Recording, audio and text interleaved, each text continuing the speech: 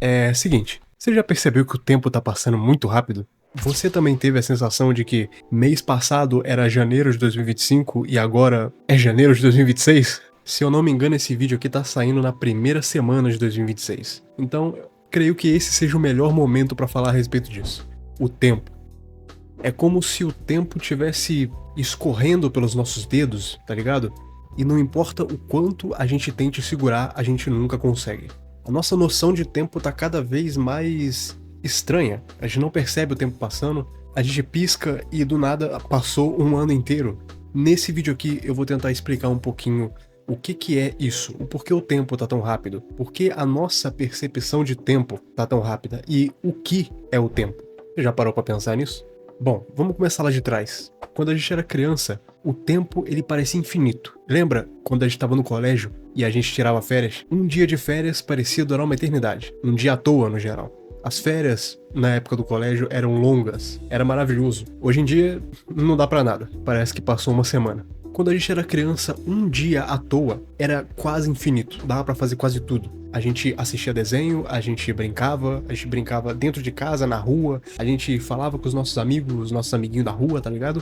A gente conseguia assistir os desenhos da manhã, se pá os desenhos da tarde, os desenhos da noite, a gente desenhava, fazia bagunça, brincava com massinha, quebrava alguma coisa, dava pra fazer praticamente tudo que a gente queria em um dia só. Hoje em dia, a gente não consegue fazer nem metade das coisas que a gente quer dentro de um mês. Mas e aí? Por que isso tá acontecendo? Significa que o mundo acelerou?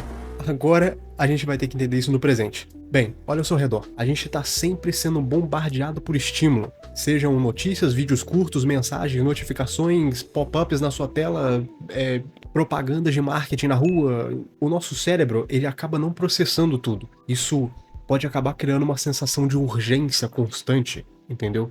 Temos também a questão da produtividade. A gente vive, hoje em dia, na sociedade da produtividade. A gente está sempre tentando aproveitar melhor o tempo, otimizar. Otimização de tempo é a chave. Essencialismo. A gente quer encaixar tudo na rotina, fazer tudo da melhor forma possível, tentar extrair o melhor do tempo. Talvez você tenha esse mesmo problema. Você quer se empenhar no trabalho, você quer despender um tempo para estudar, mas você também precisa treinar, você tem seus hobbies extras, você tem seu namorado ou namorada, você precisa sair com eles, você tem assuntos de família para resolver, você tem aquela aula de alguma coisa, e aí você tenta administrar e enfiar tudo e fazer tudo ao mesmo tempo. Você precisa assistir aquilo, você precisa comer aquilo, você precisa ir para tal lugar, você precisa escrever tal coisa. E você acaba enfiando tudo na sua rotina e tentando administrar aquilo e tentando ser o mais produtivo possível. Você não pode parar um segundo, você não pode parar um minuto, parar uma hora e ficar à toa, só moscando, olhando pro teto, escutando os seus pensamentos, só brisando na tua, entendeu? Só curtindo a tua brisa ali. Você não pode. Você tem que estar sendo produtivo o tempo inteiro, senão a sua mente te cobra infinitamente. E essa cobrança de produtividade, isso acaba deixando a gente mais ansioso ainda. E a ideia de que tempo é dinheiro, quando a gente perde tempo, a gente tá perdendo dinheiro, faz a gente se sentir culpado, entendeu? Quando a gente não tá produzindo, quando a gente não tá sendo produtivo. A gente tá tentando viver uma rotina sem pausas, entendeu? Talvez você que esteja ouvindo tenha essa rotina e saiba o que eu estou falando. E é aí que a gente entra no próximo ponto. Rotinas. Os dias que se repetem sem momentos marcantes fazem meses inteiros parecerem um borrão. Quando a gente vive algo novo, o nosso cérebro registra mais memórias. Ele quer absorver tudo aquilo, ele quer aprender, ele quer assimilar tudo aquilo. E então a sensação de tempo ela é mais longa. Parece que você passou mais tempo naquilo, sendo que foi o mesmo tempo. Quando você já está fazendo o rotineiro, o habitual, que é aquilo que você já sabe, já está acostumado, seu cérebro não precisa ficar prestando atenção em tudo aquilo. Ele não precisa ficar assimilando tanta informação. E então ele pode desligar essa partezinha dele e focar em outra coisa. E ele deixa você fluindo no automático. Quando a gente tá na rotina, pensa aí a sua rotina. Você acorda e vai pro trabalho. Ou dependendo da idade que você tem, você vai pro colégio. E aí você volta e vai, sei lá, pra algum curso. Ou você vai pra academia. E aí de noite você vai, talvez, pra faculdade, alguma coisa assim. É a sua rotina, é estruturado. Você faz isso todo dia. Então o seu cérebro não precisa ficar prestando atenção nisso. Ele pode deixar você agindo no automático. Então nas rotinas, o tempo, no geral, os dias, semanas, meses, tudo parece comprimido, entendeu? Porque a experiência está se repetindo. Você não precisa ficar focando naquilo.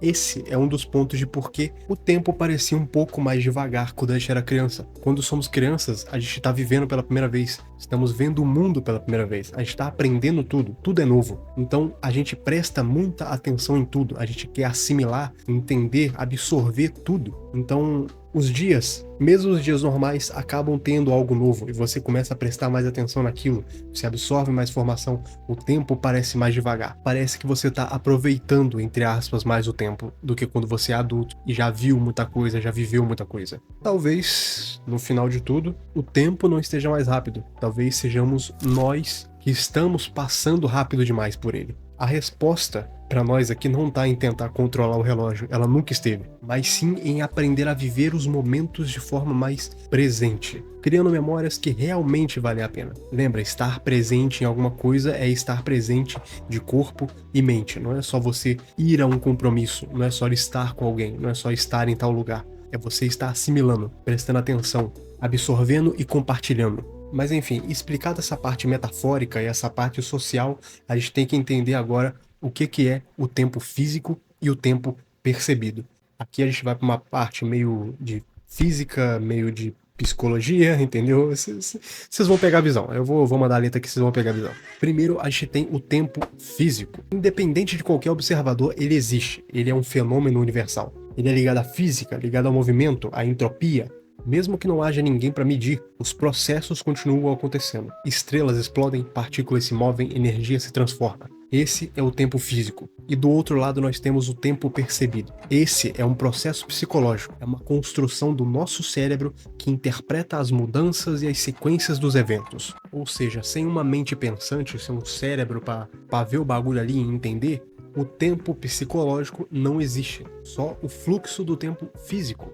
Então, citado isso, como que o nosso cérebro percebe o tempo? Bom, o nosso cérebro ele não tem um reloginho, ele não tem um órgão do tempo. Assim como os nossos olhos podem captar os raios de luz, os ouvidos absorver as vibrações do ar, o nosso cérebro ele calcula o tempo a partir de pistas vindas dos outros sentidos do corpo, tá ligado? Tipo, a visão.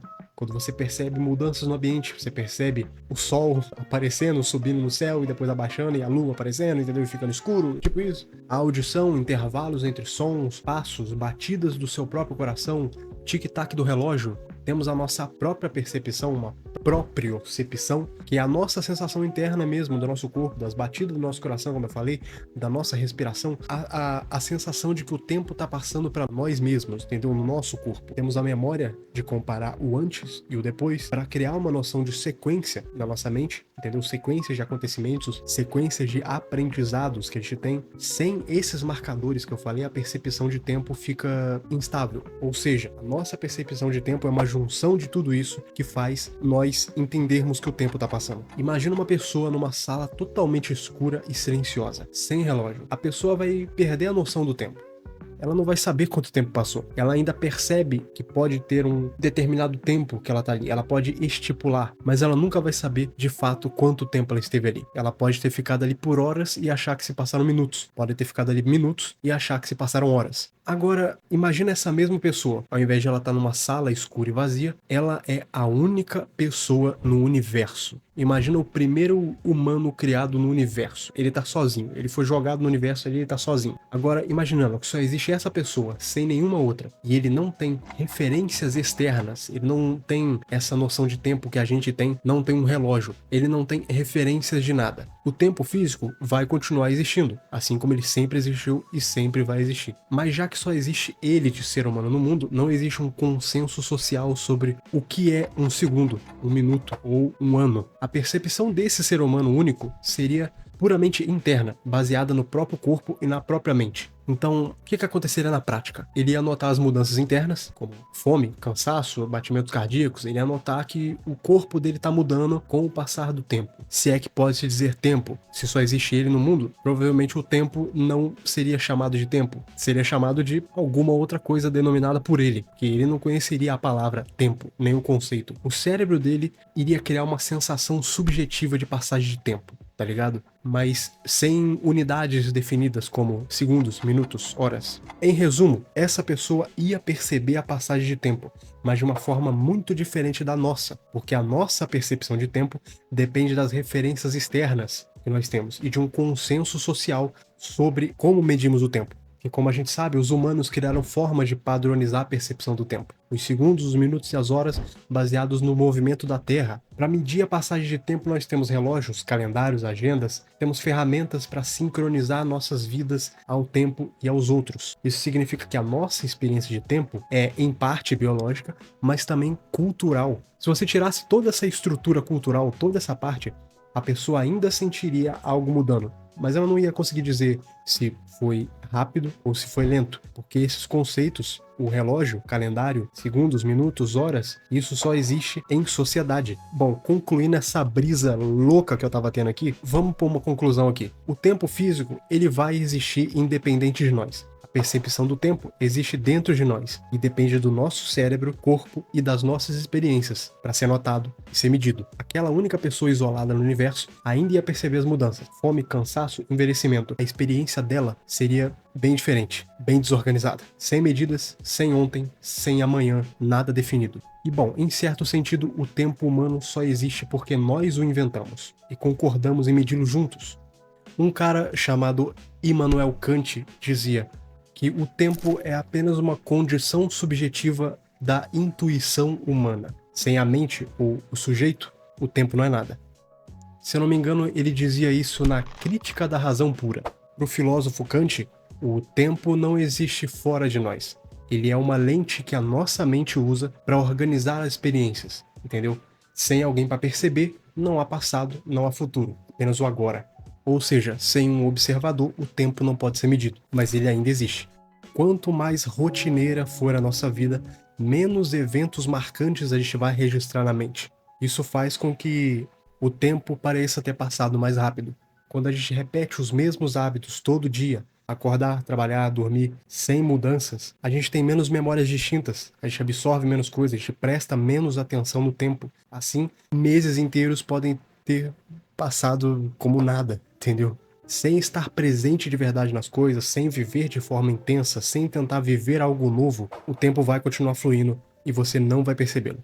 Quando você corta seus estímulos, você percebe o verdadeiro peso do tempo. Tenho certeza que você já ficou numa sala de espera de algum lugar e você estava sem internet, não tinha nada para te entreter e você ficou moscando lá, esperando ser atendido, e o tempo parecia infinito, parecia que você estava lá há horas. É exatamente isso. Pega um tempo que você tiver de boa, senta em algum lugar, deita em algum lugar, olha pro nada e fica totalmente sem estímulo. Fica só boiando nos seus pensamentos, só brisando nas tuas ideias, entendeu? Só tragando tua mente aqui. Você vai entender o real peso do tempo. Enfim, esse foi o primeiro vídeo do ano e acho que agora tá num momento bom pra mim falar a respeito desse tema, já que esse ano passado pra todo mundo parece que passou no piscar de olhos e agora está começando um ano novo, então talvez você possa começar esse ano novo aqui de 2026 com essa visão, entendeu? Com essa nova mentalidade, entendendo por que o tempo tá tão rápido e entendendo quais possíveis coisas você pode fazer pra começar pelo menos a perceber o tempo passando. Espero que você tenha gostado dessa brisa esquisita aqui que eu tava na mente e resolvi fazer um vídeo a respeito disso. Muito obrigado a todo mundo que assistiu até aqui. E é isso aí, a gente se vê na próxima.